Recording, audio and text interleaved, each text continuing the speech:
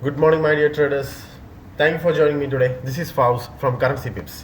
നമുക്ക് ഇന്നത്തെ മാർക്കറ്റ് അനാലിസിന് മുമ്പായിട്ട് കഴിഞ്ഞ വെള്ളിയാഴ്ച നമ്മൾ അപ്ലോഡ് ചെയ്ത വീഡിയോയുടെ റിവ്യൂ നമുക്ക് നോക്കാം. എങ്ങനെയുണ്ടായിരുന്നു, നമ്മുടെ പ്രഡിക്ഷൻ കറക്റ്റ് ആയിരുന്നു അല്ലയോ നമുക്ക് നോക്കാം.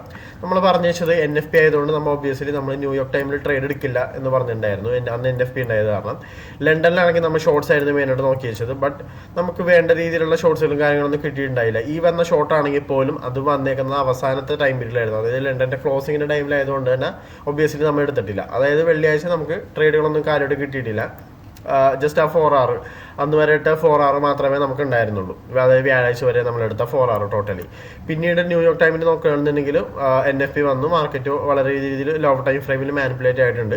അതിനുശേഷം പ്രോപ്പറായിട്ടുള്ള ഒരു എൻട്രിയോ ഒന്നും തന്നെ മാർക്കറ്റ് തരാണ്ടായിരുന്നു റേഞ്ച് ചെയ്തത്. അപ്പോൾ വെള്ളിയാഴ്ച നമുക്ക് കാര്യമായിട്ട് ട്രേഡ് ഒന്നും ഉണ്ടായിരുന്നില്ല. ഇനി നമുക്ക് തിങ്കളാഴ്ച ഇന്നത്തെ മാർക്കറ്റ് അനാലിസിസ് നോക്കുമ്പോൾ നമുക്ക് വൺ ഡേ ടൈം ഫ്രെയിമിലിട്ട് തന്നെ തുടങ്ങാം. വൺ ഡേ ടൈം ഫ്രെയിം നോക്കുമ്പോൾ മാർക്കറ്റ് ക്ലിയർലി ഒരു ബുള്ളിഷ് ട്രെൻഡിൽ തന്നെയാണ്. മനസ്സിലായില്ലേ? ഇന്ന് ഒരു ഓപ്പണിംഗ് ലോവർ ആണെങ്കിൽ പോലും മാർക്കറ്റ് ബുള്ളിഷിൽ തന്നെ ആയിരിക്കും എന്നാണ് ആൻറ്റിസിപ്പേറ്റ് ചെയ്യുന്നത്.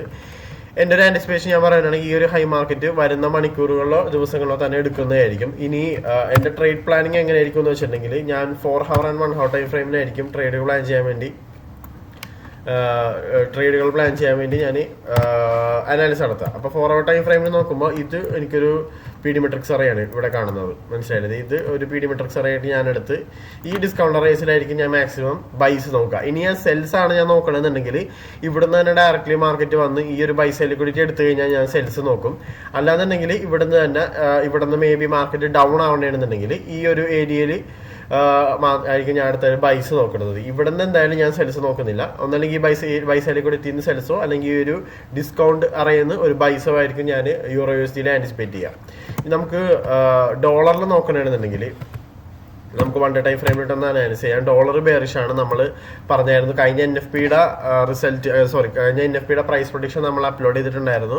ഈവൻ ന്യൂസിന് മുമ്പ് നമ്മൾ പറഞ്ഞിട്ടുണ്ടായിരുന്നു ഡോളർ വീക്ക് ആവാനുള്ള നല്ല പ്രോബബിലിറ്റി ഉണ്ടെന്ന്. കണ്ടില്ലേ? ഇപ്പൊ കഴിഞ്ഞ വെള്ളിയാഴ്ച 5th of July ഫ്രൈഡേ നോക്കുമ്പോൾ ഡോളർ വീക്ക് ആയിട്ടുണ്ട്. നല്ല രീതിയിൽ സെല്ലിങ് കാണുന്നുണ്ട്. ഓക്കെ, ഇനിയിപ്പോൾ അടുത്ത പ്രഡിക്ഷൻ എങ്ങനെയാണെന്ന് വെച്ചിട്ടുണ്ടെങ്കിൽ ഞാൻ പേഴ്സണലി ഡോളറിൽ ആൻറ്റിസിപ്പേറ്റ് ചെയ്യുന്നത് ഈ ഒരു ബ്രേക്കർ ബ്ലോക്ക് ആണ്. ഇതൊരു പ്രോപ്പർ ബ്രേക്കർ ബ്ലോക്ക് എന്ന് പറയാൻ പറ്റൂല, കാരണം FEG ഇവിടെ ഇല്ല. അപ്പോൾ കറണ്ട്ലി നോക്കുകയാണെന്നുണ്ടെങ്കിൽ ഈ ഒരു സ്വിങ് ആയിരിക്കും ഞാൻ എടുക്കുക. ഇപ്പൊ നമ്മൾ യൂറോയിൽ എടുത്ത പോലെ ആ സെയിം സ്വിങ് തന്നെയാണ് ഇത്. അപ്പോൾ ഇവിടെ നിന്ന് മാർക്കറ്റ് ഈ ഒരു പ്രീമിയം അറിയത്തിലേക്ക് വന്നു കഴിഞ്ഞാൽ സെൽസ് നമുക്ക് ഡോളറിൽ വരും. അങ്ങനെ ഡോളറിൽ സെൽസ് വന്നാൽ ഒബ്വിയസ്ലി യൂറോയിൽ നമുക്കത് പൈസ ആയിരിക്കും. ഓക്കെ, ഇതാണ് കറന്റ് ഡോളറിലുള്ള വ്യൂ. ആൻഡ് ഫൈനലി നമുക്ക് ഗോൾഡിന്റെ നോക്കാം. ഗോൾഡിൽ നമ്മൾ ലാസ്റ്റ് ഫ്രൈഡേയുടെയും തേഴ്സ്ഡേയുടെ അനാലിസിസ് എടുത്ത് കണ്ടവർക്ക് മനസ്സിലായിട്ടുണ്ടാവും. നമ്മൾ ഈ ഒരു ഹൈ ആയിരുന്നു നമ്മൾ ടാർഗറ്റ് വെച്ചത്. ഈ ഒരു ഹൈ വരെ എന്തായാലും പോകുന്നായിരുന്നു പറഞ്ഞു വെച്ചത്. മാർക്കറ്റ് ഈ ഹൈ എടുത്തു. പക്ക ബുള്ളിഷ് തന്നെയാണ്, ഒരു സംശയമില്ല ഗോൾഡിന്റെ കാര്യത്തിൽ. ഗോൾഡ് നല്ല രീതിയിൽ ബുള്ളിഷ് തന്നെയാണ്. ഇനി നെക്സ്റ്റ് പ്രൈസ് പ്രൊഡിക്ഷൻ എന്ന് വെച്ചിട്ടുണ്ടെങ്കിൽ ഈ ഒരു സ്വിങ് ആയിരിക്കും അടുത്ത ബൈസിന് വേണ്ടി നോക്കണത്. മനസ്സിലായില്ലേ? ഇനി ഇവിടെ നിന്ന് ഇൻട്രാഡേ ബേസിസിൽ ഇന്ന് സെൽസ് എന്തായാലും നമുക്ക് ആൻറ്റിസിപ്പേറ്റ് ചെയ്യാം. ഓക്കെ, ഈ ഒരു ഇവിടെ നിന്ന് ചെറിയ രീതിയിൽ സെൽസ് എന്തായാലും ആൻറ്റിസിപ്പേറ്റ് ചെയ്യാം നമുക്ക്. ബട്ട് എന്നാലും അൾട്ടിമേറ്റ്ലി അത് ഇൻട്രാഡേ ലെവലിൽ മാത്രമായിരിക്കും. സ്വിംഗ് ലെവലിൽ നമ്മൾ നോക്കണമെന്നുണ്ടെങ്കിൽ ഈ ഒരു ഡിസ്കൗണ്ട് അറൈസിലായിരിക്കും നമ്മൾ നെക്സ്റ്റ് ബൈസ് ആൻറ്റിസിപ്പേറ്റ് ചെയ്യണത്.